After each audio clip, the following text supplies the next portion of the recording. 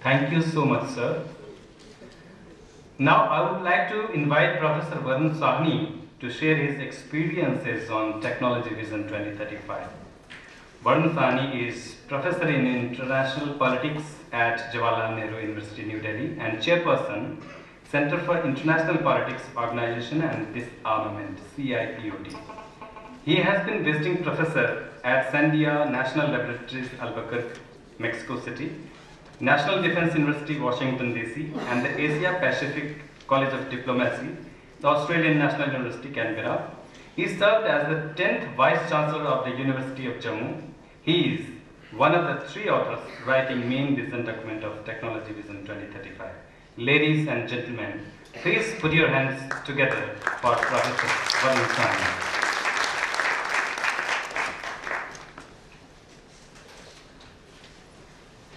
Thank you very much and good evening, Dr. Rajan, Dr. Pavel Kabat, Dr. Prabhat Ranjan, Dr. Saragar, and all the other distinguished people in this room. I should first of all sort of congratulate TIFAC on its 27th Foundation Day. For the last 3 years, I've been associated with this wonderful organization, even though, as my brief introduction clearly indicates, I am a social scientist, so you could ask what I'm doing here. But I think here's the thing. I mean, there's a notion out here, at least when it comes to such exercises, technology visions, that there is a very clear social dimension and a policy dimension here.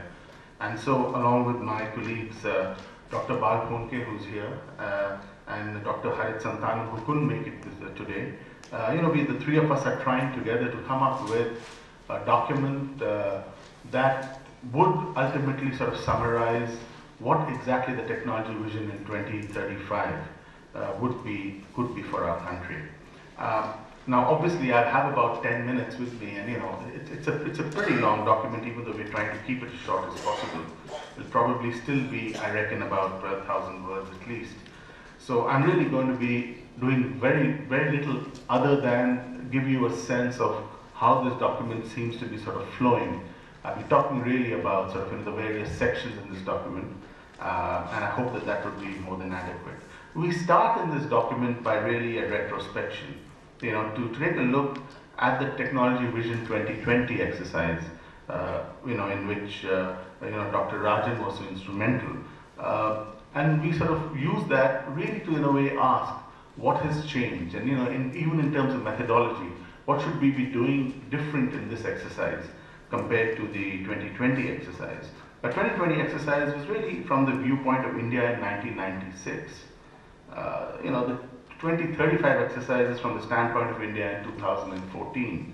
And if you were to really think about our country after independence, in the post-independence period, there have never been 2 decades which have been so full of ferment in terms of change as the 2 decades between 1996 and 2014. So, taking this into mind, then, I mean, we have to understand that the India, in some ways, of 1996 is very different from the India of today.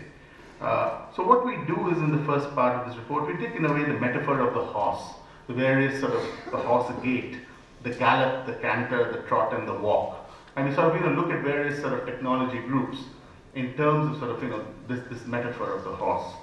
So, galloping India then, from a 2020 vantage point, what was thought about in 1996 to be the challenges for 2020. The information and technology revolution has obviously fundamentally been a game changer. It has fundamentally transformed things.